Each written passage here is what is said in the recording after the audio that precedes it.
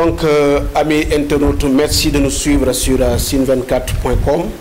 Alors, aujourd'hui, nous avons l'honneur et le plaisir de recevoir deux jeunes qui nous viennent du lycée de Tataguine. Donc, alors, le responsable, Michel Diakhaté, professeur d'anglais au lycée de Tataguine, et ils sont là pour annoncer le lancement donc, de leur mouvement African Youth Challenge. Alors, je vais vous laisser d'abord vous présenter et ensuite éventuellement nous dire c'est quoi African Youth Challenge. Michel Diakhaté. Merci beaucoup, Monsieur Sarr. C'est déjà un honneur d'être là, ici, donc dans vos locaux, Sin24. Donc, merci pour l'invitation. Donc, c'est Monsieur Diakhaté, professeur d'anglais au lycée de Tataguine et en même temps président du mouvement African Youth Challenge. Voilà. Merci. Donc, on va laisser le soin donc, au second, bien sûr, de se présenter. Bon, salam alaikum mbooloo mi ñu ngi leen di nuyu ku ne si turam ak santam di leen jaajëfal di leen delloo njukkal. Bon, Mouhamed Diouf la ancien élève bu lycée bu Tataguine jóge commune bu Ndiop. Bon, kontaan si dalal bi ngeen ñu dalal fii si Sin24. Voilà, merci. Alors, on va laisser le soin à M. Diakhaté de nous présenter le mouvement African Youth Challenge. M. Sarr, voilà, donc c'est un mouvement African Youth Challenge. Comme son nom l'indique, African, Youth, la jeunesse, Challenge, les défis. Donc, les défis de la jeunesse africaine. Donc, mouvement la boo xamante si ni ay ndaw ñoo ci nekk ay intellectuels ak ndaw ñoo xamante si ni dañoo bëgg seen réew am objectif. Parce que bu ñu nee African Youth Challenge mouvement la boo xam ne soxal na képp kuy ndaw ci Afrique mais en particulier fii Sénégal mouvement la boo xam ne nag li ñuy yëngu ci bëri côté social bi la. Culture. Éducation ak lu jëm ci santé parce que xam nañ ni tey pilier la yoo xamante si ni ñoo mën a développer réew. Éducation moom boo ko waxee moom daanaka jeexal na wax santé moom mun a wax nit te waxuloo ko social moom déjà mooy nit bu ñu nee culture nag moom nit ko amul culture mën nañ ni boo amuloo background loolu moo tax nag boo ñu mouvement bi ñu jël loolu pilier yooyu noonu fas yéene si dox.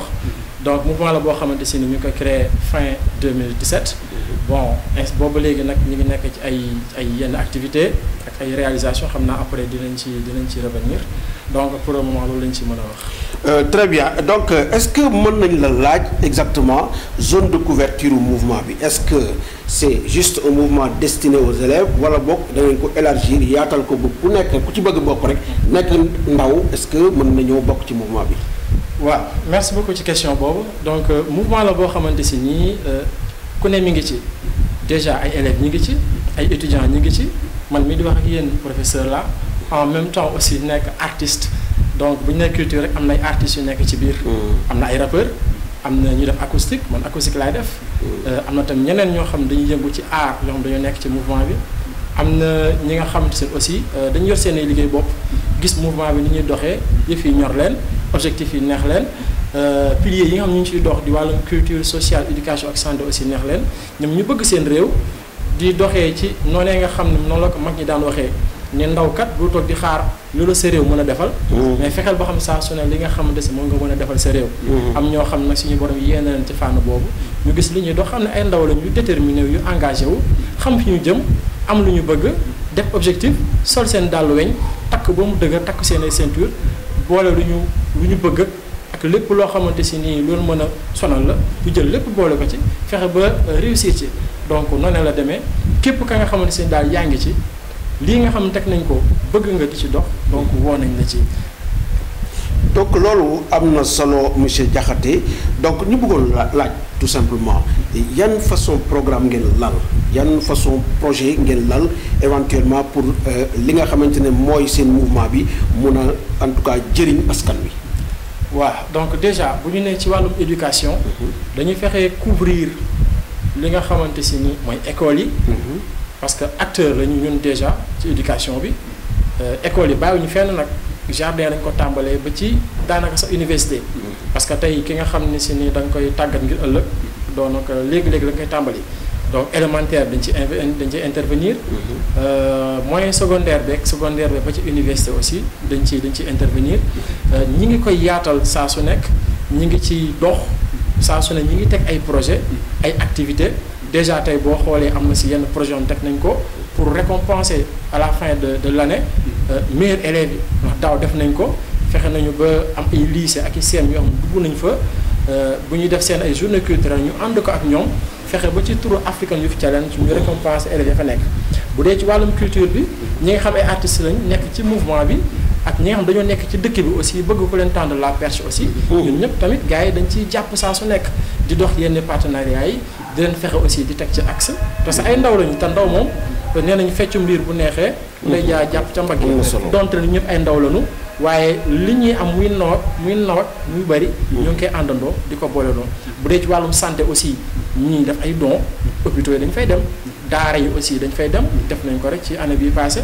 dugg nañ fa am ñu bëri ñoo xam ne si nii ci suñuy am lu muy néew fi mu toll nii ñu ngi ci ànd ci dox ak ñoom bu dee côté social aussi ñun ñëpp xam nañ ku si nekk da nga bokk ci famille waaye nañu fexe ba ku si nekk ñu fexe ba yow sa famille nga jariñ fa nekk fa pion boo xamante si ni bu sa famille naatee yow la koy développé yow da nga ci bokk.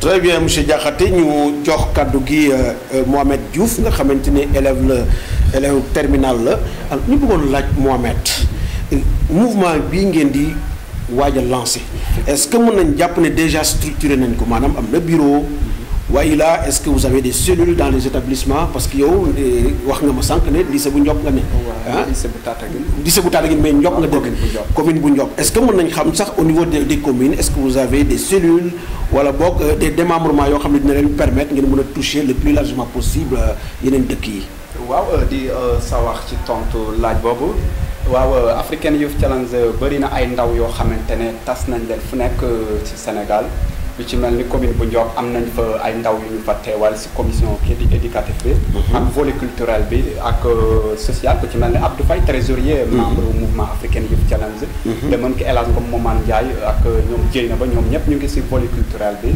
aussi tamit am nañu ñoo xamante ne ñoo nekk Diourbel te wàllum communication bi ku ci mel ni Amadou Sy chaque fois réseaux sociaux yi ñoom ñu ngi def lu nekk ngir gën a mën a fësal image u African Youth Challenge am nañ tamit commission éducative ku ci mel ni Mbaye Diouf moom tamit ànd ceeg Amikan ak ñoom Moussa ak ñoom Moussa Diouf de Fatick donc African Youth Challenge am nay ndaw Kaolack am na ay ndaw Diourbel am na ay ndaw Fatick amoon nañ sax benn ndaw boo xamante ne congolais la mais moom dafa am benn laps de temps mu am affaire bu muy régler mais nee na moom d'ici peu de temps moom dinañu intégré aussi am nañ tamit yeneen ndaw yoo xamante ne ñu ngi nekk bitim réew comme France ak yeneen Seydina Diakhaté collaboré wu na ci ay benn mouvement boo xamante ne am nay ndaw yu bëgg a intégré aussi mouvement très bien donc ndaw yooyu yëpp tey daas nañ leen préparé nañ leen mettre nañ leen en rigueur comme ni ko Olof Ndiaye waxee nee na jamono yuñ toll nii sa doom mënoo ko tere fexeel ba bu mu ko tal donc loolu day wane que ne ñun suñuy ndaw instant yi taluñu foofu mais lépp luñ tal mooy yóbbu Afrique ci kanam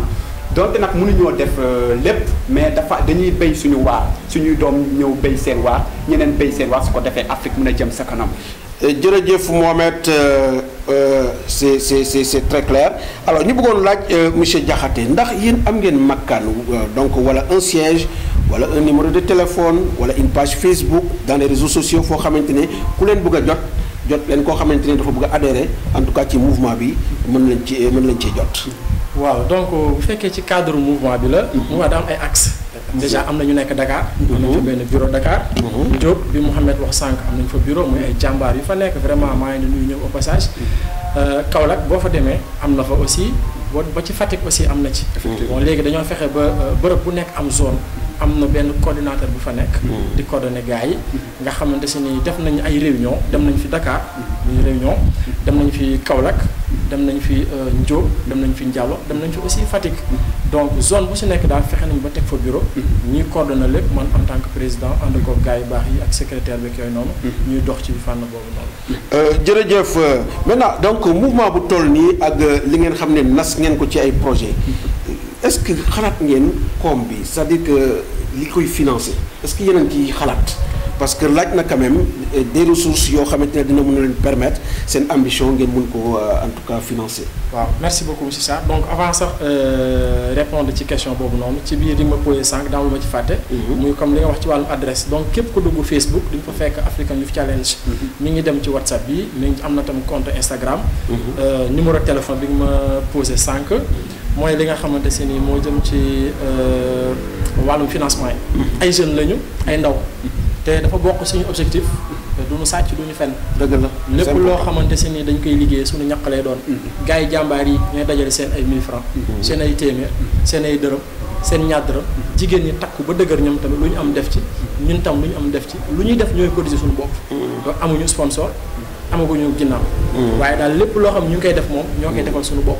gars yi da leen di jaral lépp loo xam nekk nañ ci ñu xar ci seen tànk tubéy ñuy t-shirt di Lacoste di lépp lu jëm ci wàllum communication bi ba li nga xam ñu ngi koy waajal bi si sunu lancement officiel aussi lépp lu ci nekk gum ñoo ko def parce que ñu loolu lañu gëm balaa keneen di la jàppale da ngay fexe teen yow ñu fekk la ci yoon ba noppi. dëgg la am na solo bokk ci sunu kii. alors donc fi ñuy xëy na jeexale lancement bi kañ. waaw lancement bi ñu ngi ko jàpp le 23 novembre 2019 au foyer des jeunes de Tataguine. parce que daa am ay membres yoo xam ne seeni Tataguine lañ dëkk. ndeysaan gars yu baax loolu defal leen honneur bi. ne foofee lañ koy defee. mën nañu xam ban waxtu la. waaw journée la nag. c'est toute une journée. c'est toute une journée bon 2 jours sax lañu jàpp parce que le samedi 23 mooy cérémonie officielle bi. mais avant boobu am na benn tournoi de football bu ñuy def tuddee ko tournoi African Youth Challenge. fas yéene ci invité 4 équipes yu nekk Tataguine. am demi-finale lay doon ak finale. dina am aussi tournoi handball. parce que tamit bon gannaaw jeune loolu lañu bëgg. dañuy bëgg aussi woo leen ci loolu mën a passé waale aussi suñu message. am na lu ñuy préparé tamit ay conférence boo xam ne waajal nañ ko aussi sur les défis de la jeunesse africaine. dana maal aussi conférence de presse donc yéen ñu leen ci convier aussi incha allah pour ngeen taw ci incha allah. jërëjëf monsieur Diakhaté mun nañ leen bàyyi yow ak Mohamed ku ci nekk lancer son dernier message. waaw donc sama message mooy di woo ñëpp di leen xamal ni Sénégal am na ay ndaw yu dëggu ndaw yu gëm seen bopp depuis seen mouvement African Youth Challenge di ci woo waa Afrique waaye nag beew ci seen wayu tànk bu ñu sañoon Sénégal ñu fës ci lool donc képp kuy jeune di artiste képp kuy jeune bëgg développer sa réew képp kuy jeune éducation yitteel la képp kuy jeune social yitteel la képp kuy jeune santé yitteel la ñoo ngi la ciy woo nañ ci ñëpp du caagi ni ñi jàng kese la waaw woo nañ ci ñëpp daal mécanicien bi yaa ngi ci biir menuisier bi yaa ngi ci biir dawal ko oto bi yaa ngi ci biir parce que ñu ñëpp ay acteurs de développement yi donc ñoo ngi ciy woo ñëpp di ci lancer un appel pour ñëpp di wax ne ñëpp waajal le 23 novembre di ci woo nag population Tataguine bi waaw ndax ñoom ñoo dallu kon ñoo ngi leen ci woo yéen kenn waru leen ciy jiitu woo nañ ci mag ndaw jeunesse bi woo nañ leen ci élèves yeeg étudiants yi yëpp woo nañ leen ci Ndiop Ndiallo Dakar Kaolack Fatick Diourbel ñu ngi ci woo ñëpp. jërëjëf monsieur Diakhaté am na solo ñu jox kaddu gi Mohamed Diouf moom itam mu lancer son dernier message. waaw comme ni ko président Diakhaté waxee rek di woo ñëpp ci jour de 23 novembre bi. pour ñu génn massivement ñëw soutenir seen i doom gunge seen i doom. mais aussi tamit rawatina ki nga xamante moo di président organisation commission d'organisation muy Latir Ndiaye moom tamit mu ñëw waxtaan ak gars yi comme ça tamit puisque Olof Ndiaye dafa ne feccum liir bu neexee day yaa ko yokk doole puisque waa Tataguine ñoo woote yombul bëri woon nañu bëggoon lancement bi xewe foofu mais tamit jaam pexe dogalinu bi yàlla fa lañ koy instauré kon donc nañ ñëw massivement mais aussi woowaa Diourbel tamit ku ci mel ni Dieynaba Diallo tamit ñoom ñu génn massivement fàttewuñu waa Ndiop ak waa Kaolack ak fu waay mën a génne ñëwal nga gungee ñu puisque tamit Afrique ñun ñoo ko moom ñoo ko war a développer nañ lañ ko war a mën a développer nekkul ci toog di wax wala di débat yoo xamante ne du débat yu am solo mais nan lañ mën a def mooy que ne dañu war a jug sol suñuy dàll xool nañ lañ def porte à porte nu ñu war a mën a def ba jéem a développer suñu Afrique puisque booy seet Afrique nekk na continent boo xamante continent bu am koom-koom la. pourquoi pas lan moo tax koom-koom boobu mu am ñun mënuñu cee fexe ba gis ci suñu bopp maytu tamit yenn pièges yi nga xamante ne daan dinañu ko tegal ñun ñi nga xamante ne ñun ñoo nekk ci mouvement yi nañu jàppalante ngir Afrique mën a jëm ci kanam parce que ñun ñëpp nee nañ Afrique la ñuy développer kon nañu joxante ay loxo ngir mën a liggéey Afrique